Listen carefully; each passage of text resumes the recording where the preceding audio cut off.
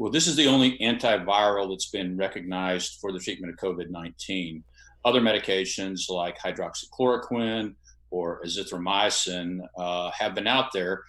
They have been recognized as potentially beneficial, but this is the first antiviral that's been trialed in the United States.